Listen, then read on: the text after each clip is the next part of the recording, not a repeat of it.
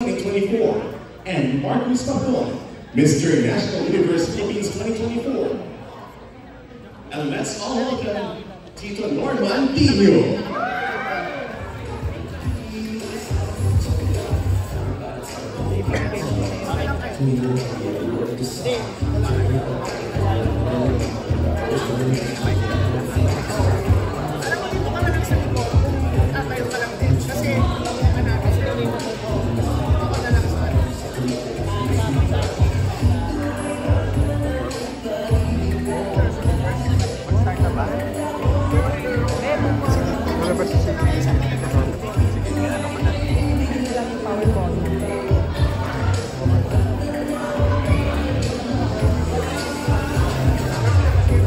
Again, Alan Kings, Mr. Model International Philippines 2024, Jake Akinsella.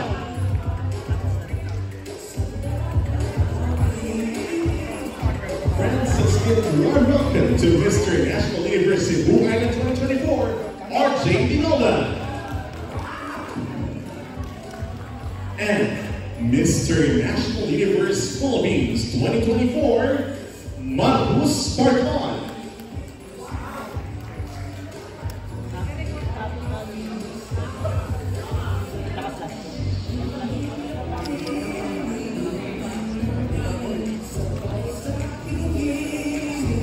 And now, Tito Norman Dino for our send-off party. The floor is now yours. Hello, good afternoon to everyone.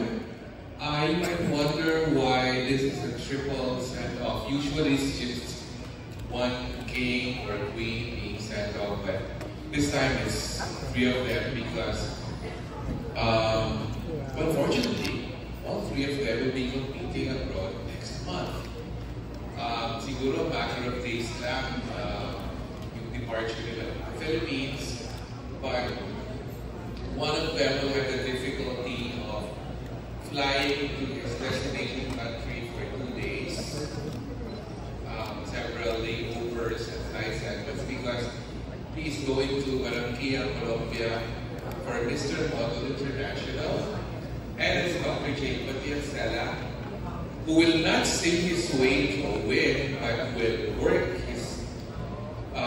his best charm to really win the title, Mr. Model International. And then these two guys here will have an easier flight because they'll be going to the land of smiles in Thailand for Mr. National Universe 2025. Marcus will represent the Philippines. RJ here, our Kuya RJ, will represent Cebu Island.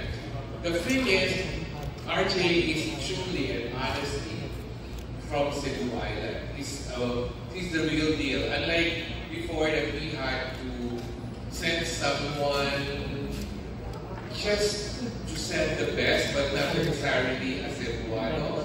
But this time, a true Cebuano plays ball, basketball. Yeah, and they're all preparing very well, and Jake there will experience the worst jet lag ever because he will be flying for 48 hours. Not 48 hours, no. You're not even going to Bogota, you're going to Barranquilla, so that's even farther. These two guys will be going to Joaquin, Phuket, Chonburi, and then to Bangkok and eat all the best Thai food. Now, let's very quickly, Jake, your thoughts about going to Barranquilla. Hello everyone, good afternoon. So good to see you guys again, especially the media. And na-miss ko kayo lahat. And the pressure rate. So the pressure is back. And syempre, mixed emotions pa rin. Kasi it's going to be my first time to be flying that far. And I really don't have any expectations yet. But for sure, I just want to be able to enjoy the journey and also to improve myself for personal growth and development din. And most especially also meeting the other candidates or just knowing like different walks in life to have like different perspectives also. So I have so much to prepare for, and luckily I have like the best team right now. So I'm excited and scared at the same time. So. How's your Spanish? Un poquito. Un poco. Don't tell me you don't understand it. Un poquito.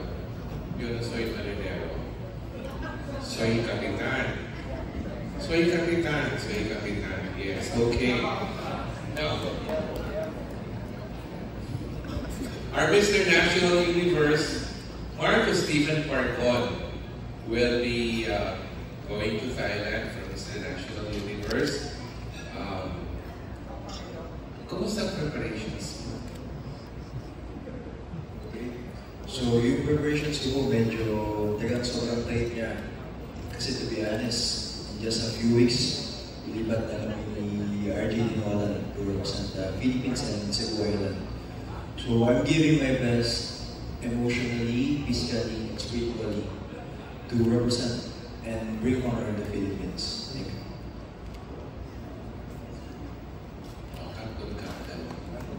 Of course, to represent Cebu Island is RJ Dinola.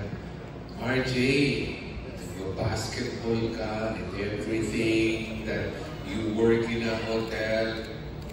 Palagi mo ano mangyayari sa'yo sa Mr. National Universe? Hello everyone, hello media. Here we are holding a mic.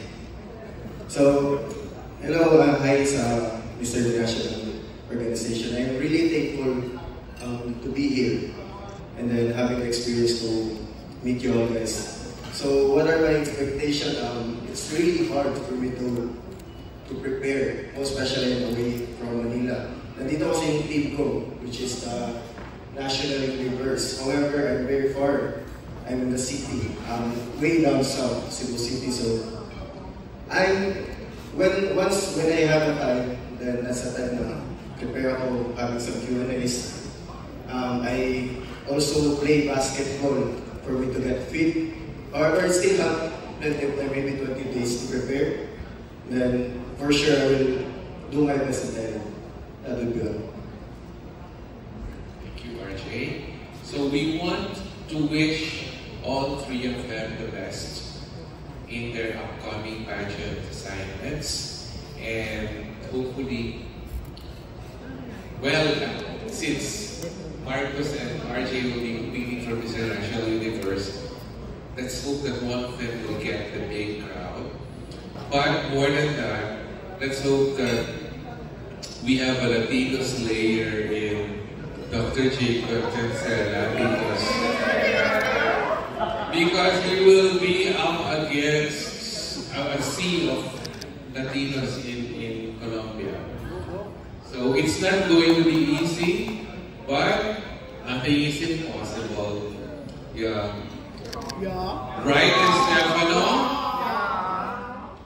Okay, so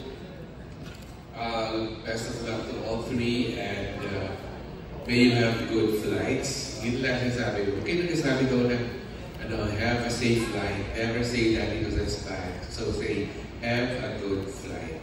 Have good flights, everyone. Dr. Jake, Marcus, and RJ.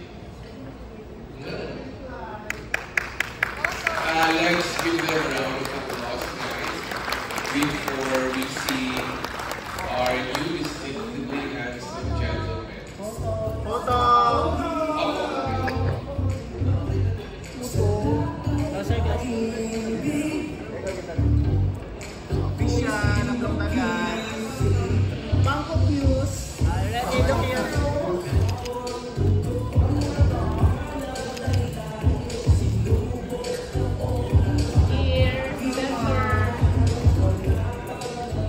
Thank you to Norman Tino. And now, friends, let's give a huge round of applause to our 2024 Kings who are heading off to compete internationally next month.